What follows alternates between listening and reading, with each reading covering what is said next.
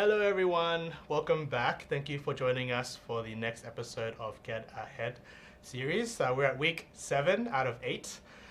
We'll be combining the resume workshop and the closing session that was set for next week. So this will be one of the last YouTube Live that you will see.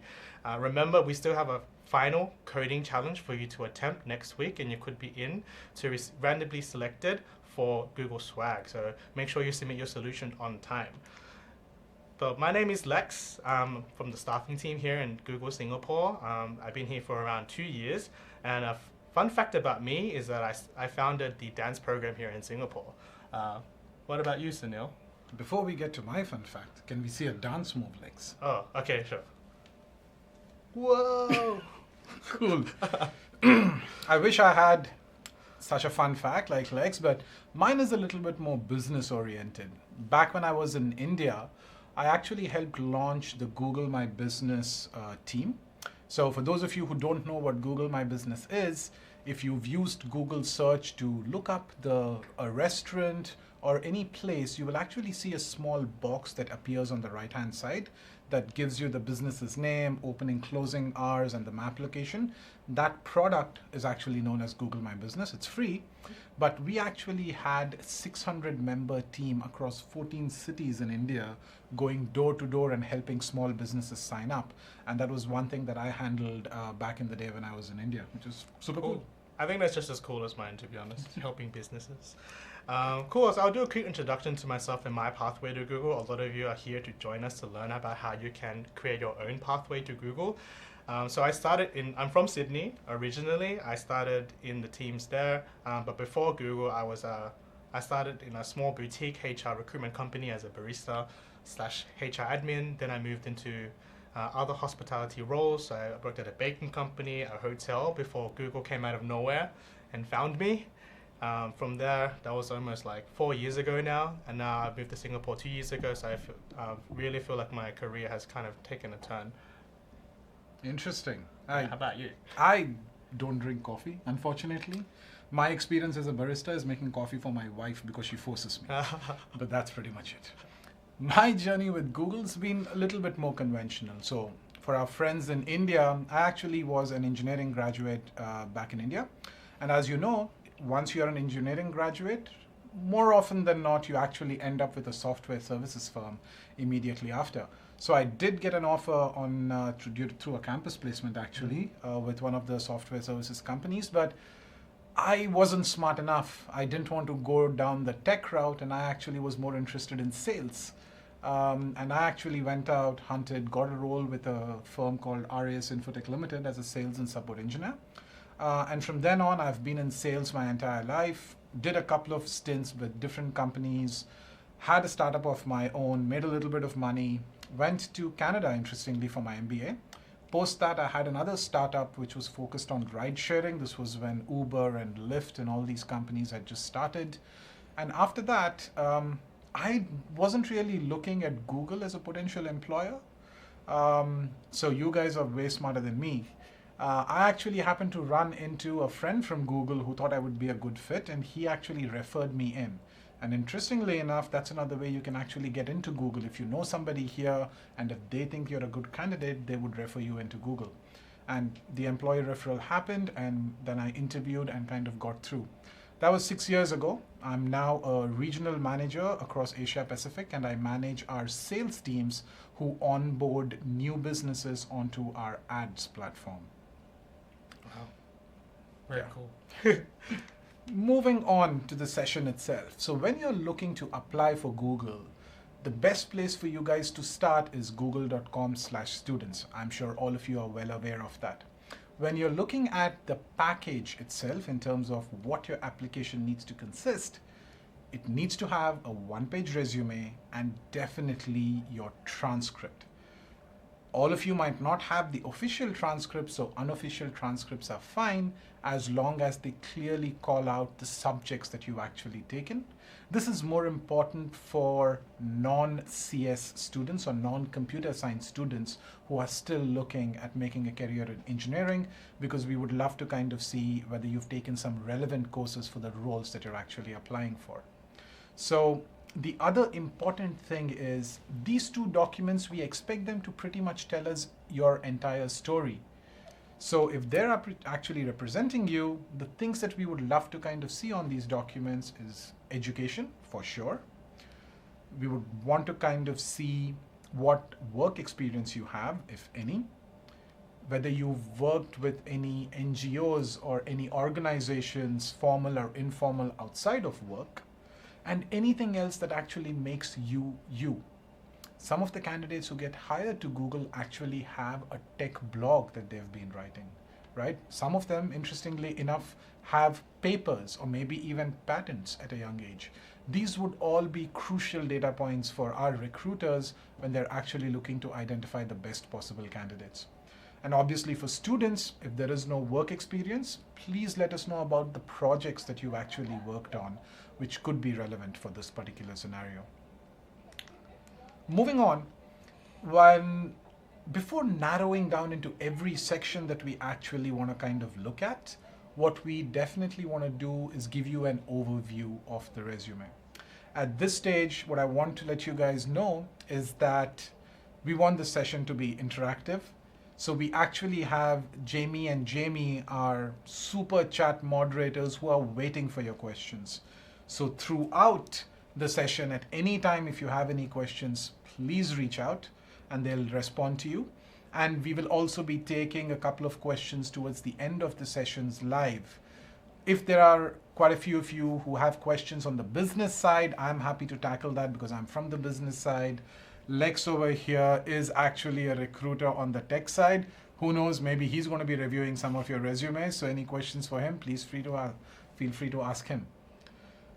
Moving on, when you actually look at the resume itself, I want you to understand that our recruiters are desperately looking for candidates to hire. We have a ton of roles open and we would love to kind of welcome you into Google. Your job is to make our recruiter's job easier.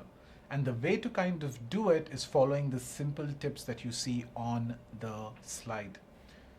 When you look at format itself, all of you have a ton of different word processors that you use.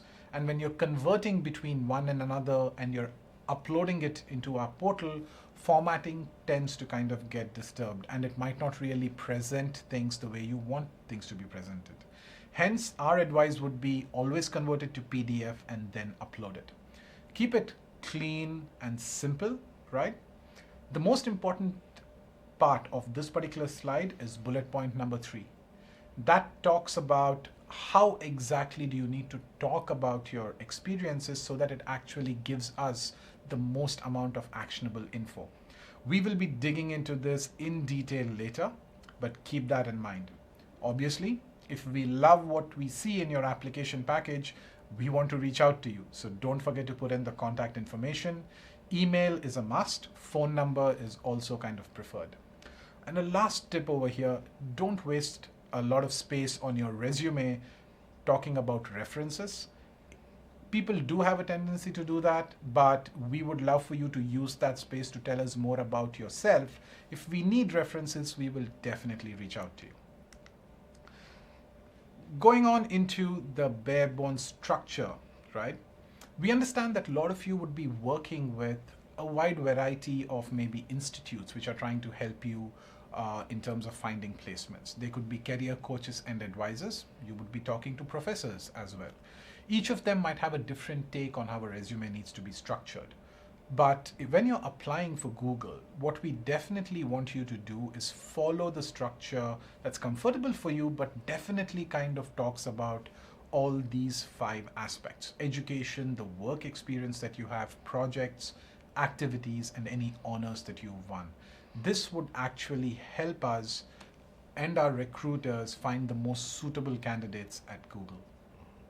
So Lex, does this roughly sound okay to you? Is this what you look for? 100%. So when I open up a resume, the first thing I look for is education, as it's most likely one of the in the minimum qualifications. So I'm really interested to see where you went and what you studied, which is something I look for. But every role is different. Right. Yeah. So now that we know that, let's actually go into each of these sections in detail. And as I'm going through this, again, Jamie and Jamie are actually waiting for your questions, so please feel free to kind of type in as soon as you have any. Moving on. Let's start with the first section, and probably the most important section, given that most of you on the bridge are actually students. So in the education section, first and foremost, we'd love to kind of know, where did you go for the post-secondary schooling? If you've actually moved between schools, please ensure that you let us know that, along with the dates when you actually moved. The second piece over here is the intended majors and minors. Now, we know that in some universities and schools, it's not mandatory to select a major. That was how it was for me. In which case, you can actually tell us what is the major or minor that you're intended in taking down the line. That works as well. Again, for non-CS graduates, this is one way and a place for you to actually show us that you're interested in the technical side of things. Moving on, you will see that we've actually boldened the month and year of your graduation. Why is this important, Lex? Oh, it's so important. So when we're looking at resumes, we consider you automatically for most things that are open within our care. So your month and year really tells us which stage of your education you're at. If you've graduated, if you're first, second, third year, it will help us sort of align you to the right role, and to make sure that we approach you with the most relevant information to your situation. So I always look at that, and for every other section, it also helps. Perfect. And I hope you noticed what Lex said. When you actually apply for a role, our recruiting team would actually consider you for any other role as well if we deem that your resume is a fit, right? And that's very important as well. Obviously, the next couple of things, as you notice, are the GPA, super important, and then relevant coursework, and then technical skills. Again, I can't stress enough, please kind of mention if you have any experience in terms of doing projects, or you've kind of taken courses such as data structures and algorithms, which is super critical for an engineering role. If you have taken that, please ensure that you actually mention that. Yeah, many different schools have different technical roles. So if you do electronics or communications, you can still major in some of these languages. So we'd love for you to list them if you're not a computer science major. So there's a pro tip for you. Great. Moving on. Let's look at this particular example. So we have a student here who's actually talking about the relevant coursework that they've actually done and the technical skills. You'll see that the student has actually put data structures up front, because that is super important for any engineering role. The other thing that you will notice is under technical skills, not only has the student and the candidate listed the languages that they actually know, but they've actually told us the amount of experience or the time for which they've actually been using these languages. This actually helps our recruiters kind of prioritize candidates better, and it would tell us which candidate would be a right fit for a role. So this is also a great way to kind of lay out and show your technical expertise. Moving on, work experiences. So you will notice the first thing that we talk about is focusing on your impact. And we will come back to this because this is a super critical aspect of how you should be talking about your experiences. At the bare minimum, when we talk about work experiences, what we want you to do is talk about your employer. When did you join? When did you leave? Ensure that the points are clean and crisp, just bullet points. We don't need huge paragraphs here. And ensure that you're talking about relevant experiences. Some of you are students, you might not have work experience, but you might have actually some projects or volunteer work which might be relevant for the role. To be clear here, you might have volunteered at your library. Fantastic. But might not be the most relevant experience to mention for the roles that you're actually applying for. So I would probably steer away from that and use the space on the resume to talk about maybe a tech project that I actually worked on. That would make more sense. Moving on, we keep talking about focus on your impact. Right up front, I said this one statement is probably the most important thing on the presentation, and we will come back to it. So, Lex, does this look familiar to you? 100%. So this is one of the first things I read before I remade my resume for Google. So our former head of HR, Laszlo Bock, was, an advocate for this, and measuring your impact by the accomplishment, how you measured it, and then what you actually did to achieve it. So I do that when I talk about my achievements in my work, but also on my resume. So I cannot live without it right now. Perfect. Yeah. And it's similar for me. While I didn't actually read about Laszlo's comment on this, when I was in B school and when they were teaching us on how to craft a resume, they followed a similar format in terms of talking about experience. So let's look at this a little bit in detail. So when we talk about accomplishments, what we are essentially talking about is what have you essentially done. We then want to kind of talk about how are you measuring what you've essentially done. Mm-hmm. And the last piece is what did you exactly do? Maybe it was a group project, right? And you handled a particular part of the group project. This is the space where you would actually call that out. So let's look at an example and see how a candidate actually can potentially do this. So over here, we have a snippet from a resume of a potential candidate, a software engineering intern who's obviously done some good work with in-house account reconciliation systems. He says he's used Python. That's something that we think he's proficient at. And he's also done some work for the finance team. So this is one way of doing it, and a lot of people follow this methodology. Let's now kind of put this into our framework that we just saw and see how things might change. So this, I'll give you a second to read through this. It's exactly the same information, but a recruiter would potentially love this more for a bunch of reasons, and Lex will tell you about them. Yes.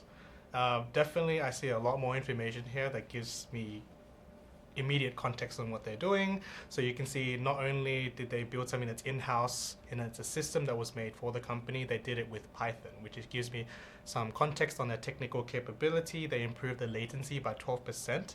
And how did they do that? They did that by adding a new framework. So I get everything that I need on this line. And then in the second one, the previous one was good as well, but this one has mentioning of the automation of around 8 different tasks into one thing. So any ways that you can streamline things and make things easier for a group of people or a group of tasks, it's always something that's interesting to us. Perfect. Cool. Thank you so much for sharing all of that. I'm going to take over and talk about our project. So projects is where going to the last few points of the resume structure now. Again, it's focusing on the impact that you can make on your resume. So you'll see a very similar accomplished X as measured by Y by doing Z. This is something that you need to always apply to everything to make it really easy for us to follow the consistency of your resume. The two other points that are below that about your course and project work, we really want to see a sort of a line in the sand between what you've done at school and then also your personal projects. And then from there, you should also dive into the technical capabilities for these projects, just to highlight, when and how you used them and how that improved your overall skill set. So here's an example. So you can see straight away there is a delineation between group project and personal project. We see the dates and the months, which is also really great to see where we can put that in the trajectory of your whole resume. You see that they've bolded the C++, so giving more insight to the technical capability, Objective-C as well. We also see that the particular program that they've created has 300 plus downloads and also a 4.0 rating on the platform. Hopefully it's Google Play, I should say. So this is something really important that helps me as a recruiter identify what I want to look at straight away.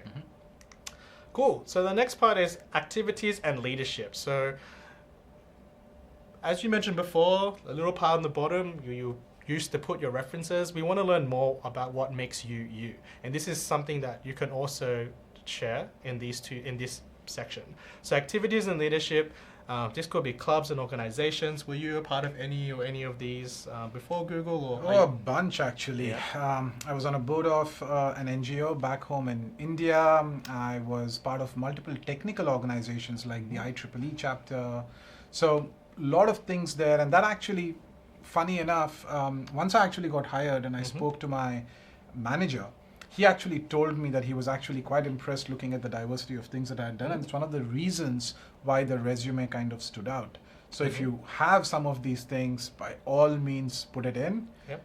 The recruiters definitely look for these things. Yeah, I put because I've been a dance teacher for 10 years. One of the reasons why I got my first break in the office job was because they dance. And fun fact, I did dance on my first interview as well, and they were really impressed.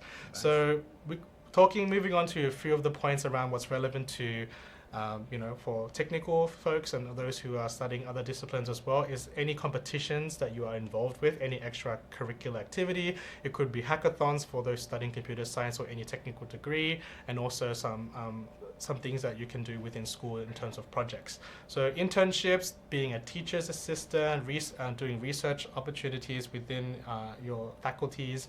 Open source projects is something that we always look for, and any sort of technical development programs. So as a recruiter, the one thing I look for is like, okay, so you're studying this technical degree or an MBA after your technical degree. Why did you do it? So if you are active in the community, doing contributions to GitHub, you're competing on Code Forces or anything like that, that gives me a little bit more context on why I should reach out to you than the next person. So I feel like this is something very powerful.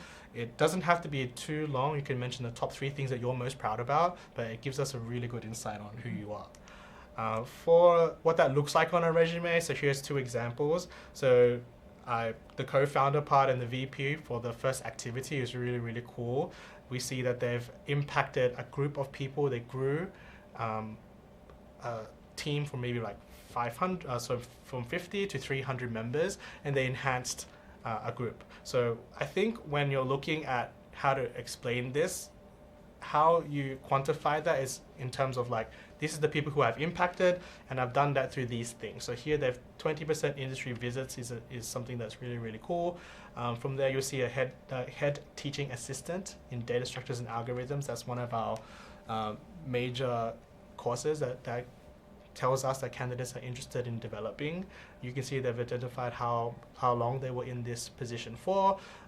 They had office hours, they used Java, just a lot of really interesting things. And at the end, you can see the impact is 500 students.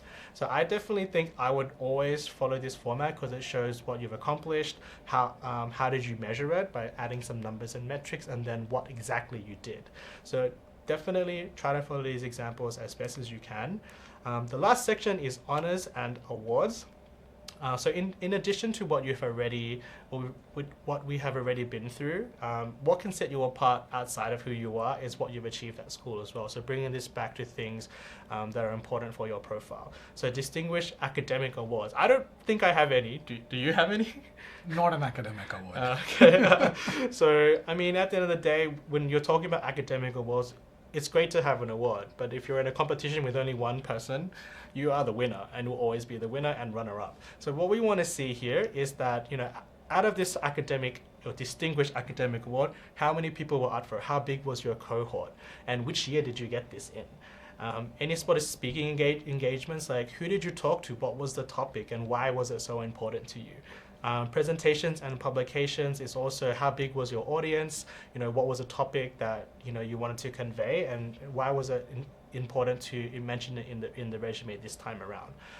For the last one, includes selectivity if available. So out of 500 students, Lex was the best dancer, or out of all the sales reps in India, Sunil was #1, and that was 17,000 people. It could be any amount of numbers. I think it's really important for you to think before you write, and then follow the structure. And then that way we can consistently read the same type of thing throughout your resume. Cool, so here are some, I'll flash on the screen now. There's some honors and examples here. So the first one is, you were a 2nd place winner. This candidate must have done something really awesome because they used Java, they created a crowd-sourced lost and found app with geotag, so they were leveraging the APIs to sort of use hopefully Google's technology to build this. And they won 2nd place out of 250 projects. So I can see out of 250 projects, they were 2nd. They also gave some context on how they did that because of their seamless UX or UI. Cool. On the next one is International Math Olympiad. This is one of my favorite things that I want to see on resumes because it shows some of the logic that could be important for technical roles. Like when you're doing a Google interview, logic is so important. If you understand math and how things work, then you can understand scale very easily. So from here, you can see it's exceptional performance in collegiate. I have no idea what that word means, but it's basically they competed in a mathematical competition and they did well. So out of the one of 3 gold medalists amongst 500 participants is something I would definitely mention in my resume. Cool. The last one is the lead class of 2009 member. I think that's really cool too. They also, throughout this example, you can see there's the months that they were involved in and then how long they've been in the duration of. They've selected amongst 2,000 applicants and they out of a four-year leadership developmental program. I have never been in such a program, but definitely if you feel like that would add value to how you're perceived on a resume, I would encourage you to do so. So with that, we'd like to wrap up on some final tips for you. So like I mentioned before, studying is one way, but you never really know how you kind of found your pathway to this. So what you're passionate about, how that translates in your resume is really, really important. I definitely love to see a lot of the things that we've mentioned here. So your education, include the graduation month or expected graduation month. Make sure you attach your transcript. It is so important because it will tell you in the job description that you must do it. So if you don't do it, you're kind of slowing down the process for you.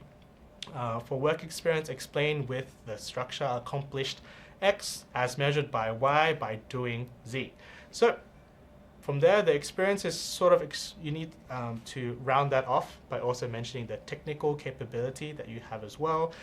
List them in the strength or preference, as they say. So it could be JavaScript for 6 years, this for 5 years, and make sure that you show everything that you want to. At the end of the day, when we read this from your education all the way down to your awards and honors, we want to see your story and why we should be reaching out to you and giving you a chance to join Google. All right, so your career at Google. How do I know which role is the right opportunity for me? I got reached out to by Google, but do you remember the first role you applied for? Well, interestingly enough, like I said, I spoke to a friend who thought I'd be a good fit, and he actually referred me for a role. I was actually interviewing with another firm at that point in time, and that role, when the recruiter reached out to me, wasn't really a great fit for me. So I actually thought that was done with Google, and I was continuing the process. Interestingly, the recruiter reached back to me with a much better role and a much better fit. Cool. And that actually turned out to be the role that I actually joined in Google with. And the reason for that, again, is I did keep some of these tips in mind in terms of crafting my resume, so the recruiter was able to take that information and then map it against other available roles. Cool. I wouldn't have known about this role at all right. if the recruiter hadn't done what she did. Yeah, cool. That's a good segue to the next area. So you see on the screen now, we have a software graduate position here. So be mindful, this is kind of like an edited version of the actual job description. This is what we call a minimum qualification and preferred qualification. Normally when you read this on our careers website, so careers.google.com/students, you will see that there are the MQs and the PQs for short. So for the minimum, you'll see there's usually a technical degree, some sort of technical proficiencies for this particular graduate role for the engineering team, and then also data structures and algorithms, which we have mentioned many times. So, most of the time, for the preferred qualifications, if you meet 1 to 2 of them, it's okay to apply. I would encourage you to do so, but you must meet all minimum qualifications. So especially if you have equivalent or relevant work experience as well.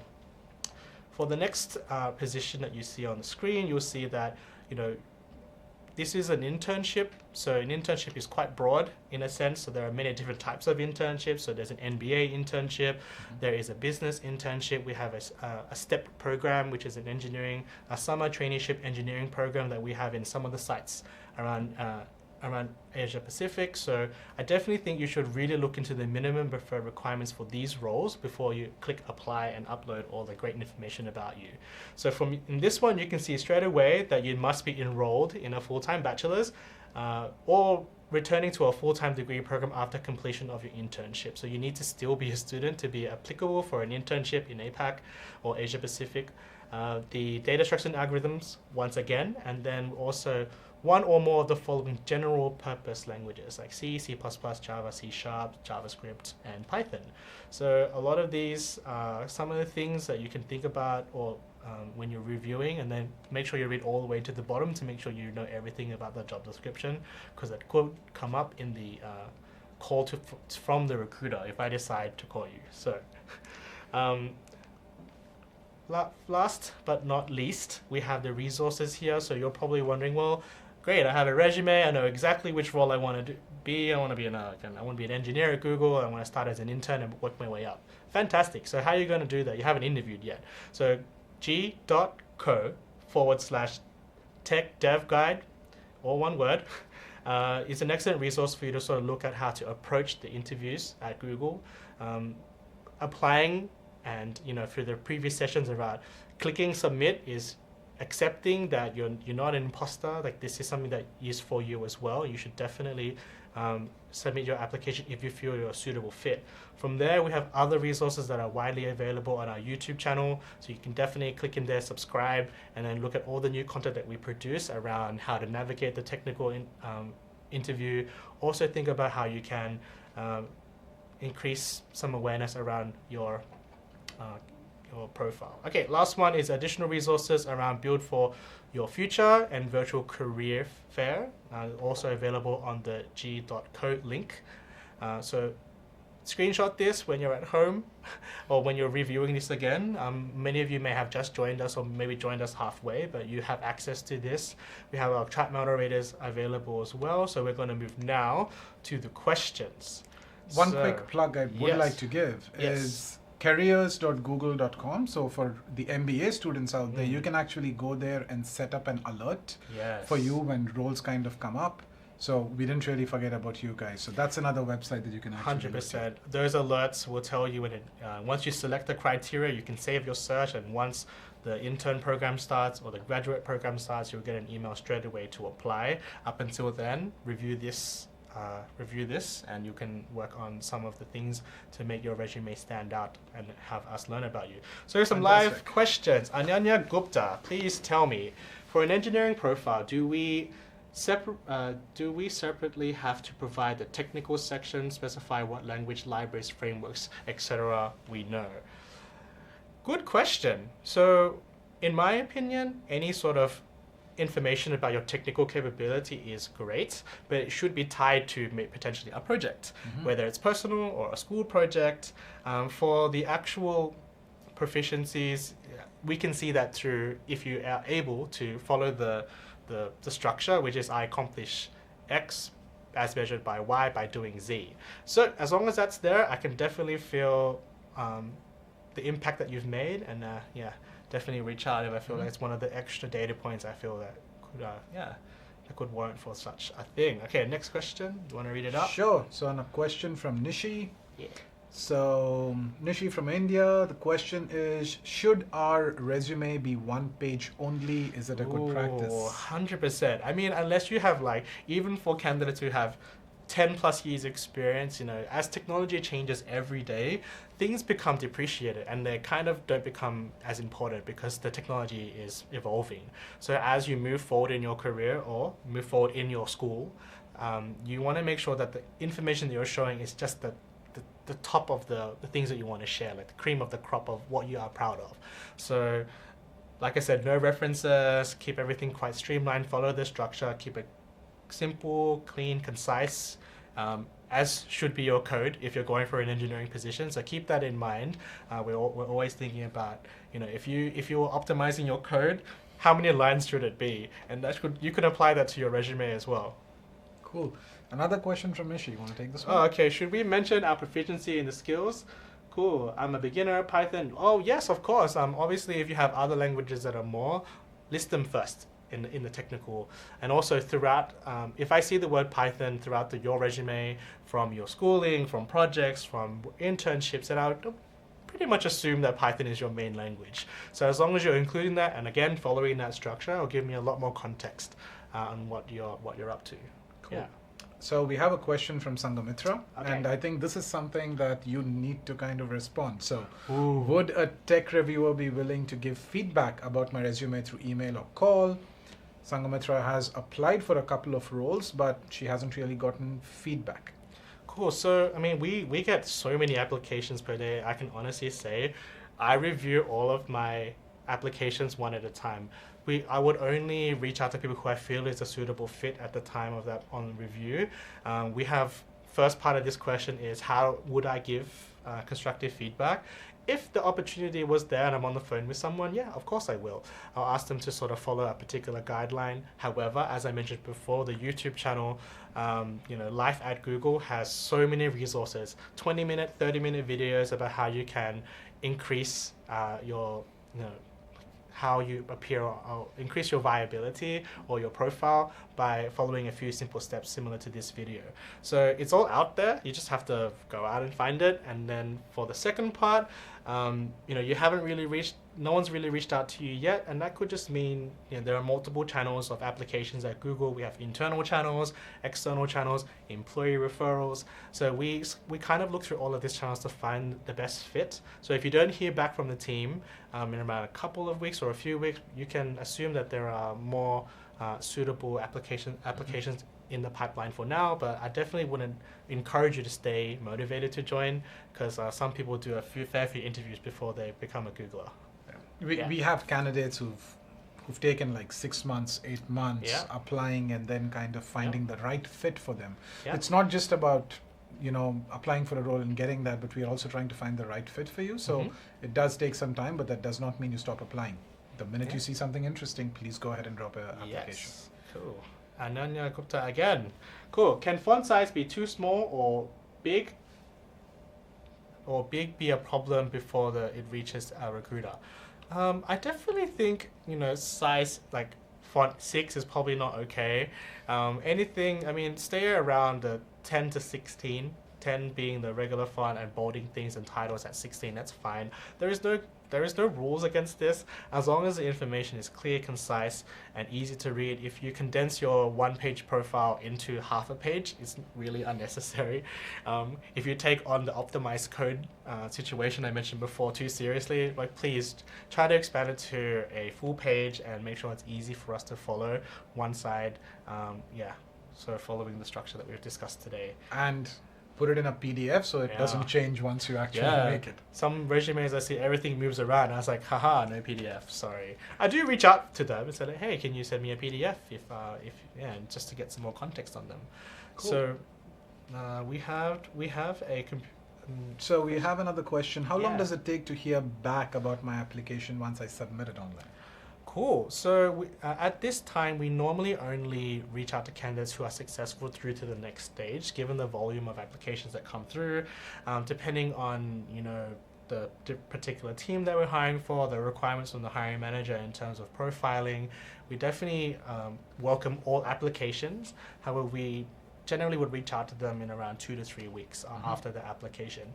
However, for interns, we usually would preload our applications early on in the year for that year, so the applications will be open for a very long time. So even if you do apply in this situation, say applications start in early May or early March, you apply straight away, you may not hear back from the team until maybe when the applications close. So you'll see applications are due by this date.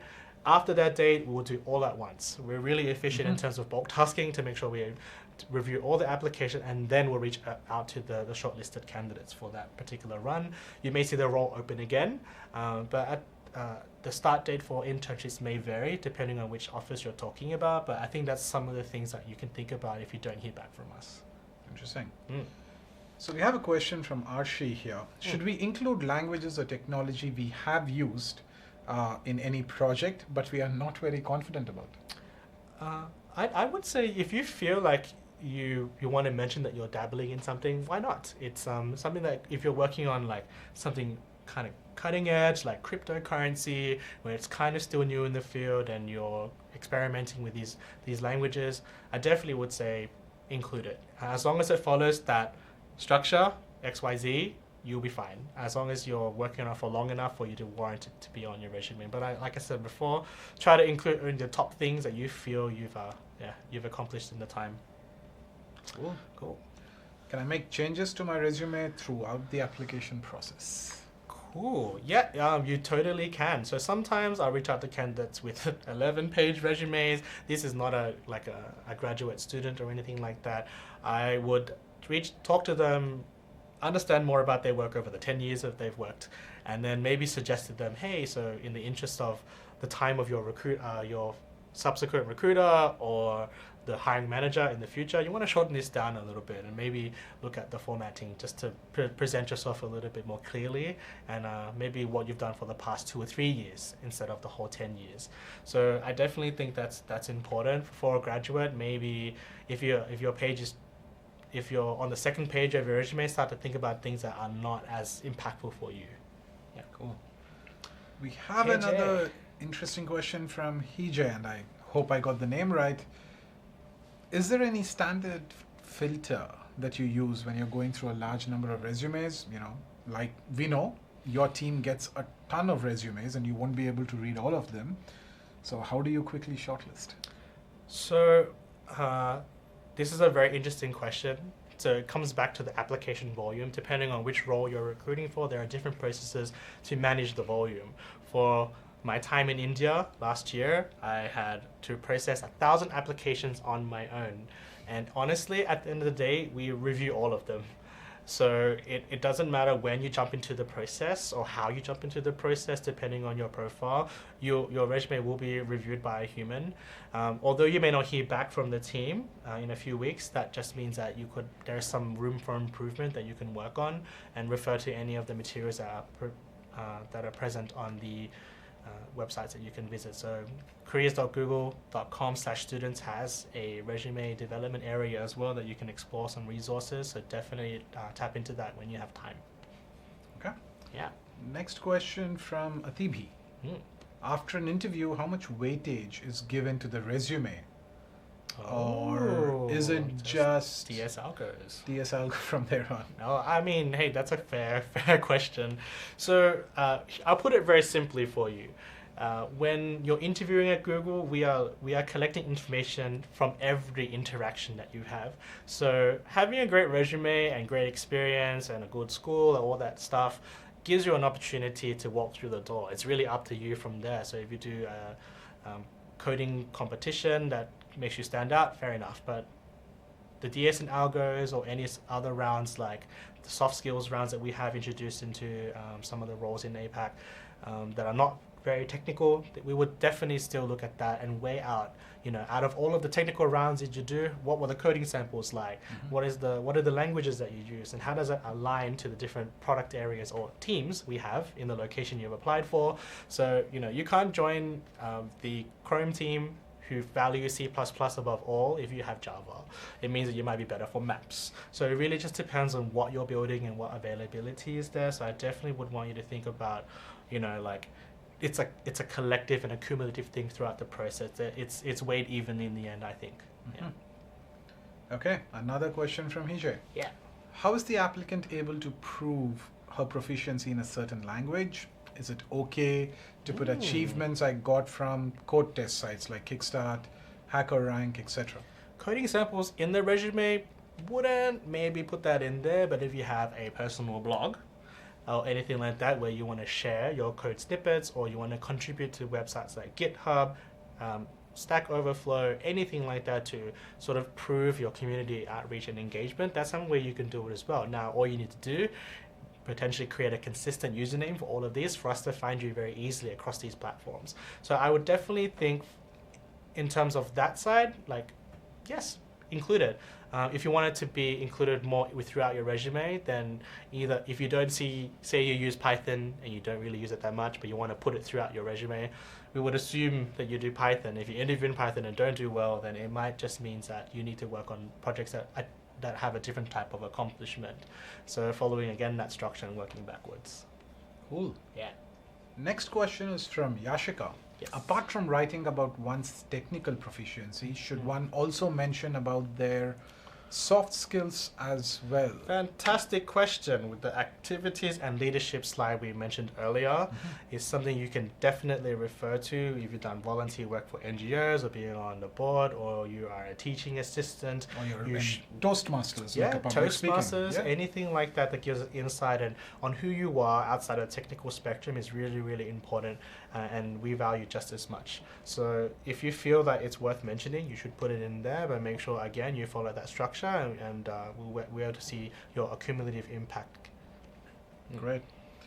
One question that I've always had when I was applying, this is from Sangamitra. How much importance would you give GPA over projects? That's a good one. I feel like I'm answering most of these questions. Thank you so much for the love. So for GPA, we only really look at the GPA for the first 36 months after you've graduated. So really, after that, we look at a blend of different things, your community outreach, maybe some of your soft skills, some of your work experience, and external projects outside of work that we look at. So as you've moved away from your studies, the GPA becomes less impactful for us because you've accumulated other sort of areas in your career. So for students who are applying immediately after school, how do you weigh these two things? So for someone within 36 months, it's just an additional data point for us. So we look at it, it's not the end or be of your profile, given that you may have other skills as well. And like I said before, when you apply for one role, you may be applicable for many others. So for example, if your technical grades aren't so you're not doing well in some of the technical areas and your GPA is a little bit lower, but you're exceeding in all of the other leadership, community outreach, public speaking, publications, patents, all of that, you would definitely want to include that. So that will give me maybe that you could be more of a technical client-facing role instead. So there's nothing wrong with putting this in. Yeah. Cool. Last question. Yeah. From Disha. How should we mention the impact that our projects are making? Should be in terms of percentage, cost saved, or absolute figures are more impactful? Ooh. I can take a quick hack at this. So I think it's up to you to kind of be smart about this. Let's say I have saved, for example, $100,000, but let's assume that's just 2% of the overall project. If I mention that it's 2%, it's not as impactful. If I mention that it's $100,000, it kind of puts things into perspective. So I would say be smart about it and see what would actually help measure the impact the most and actually kind of showcase the contribution the best. So you need to be smart in terms of using percentages and actual figures. Thoughts, Lex? Yeah, percentages. I mean, like I said before, if you were the winner of a competition but you were the only entrant, I mean, that's great, but like it doesn't show us like the impact that you had. So if your project was selected for a scholarship program out of 1,000 other students, and that's something, it gives us more to go by.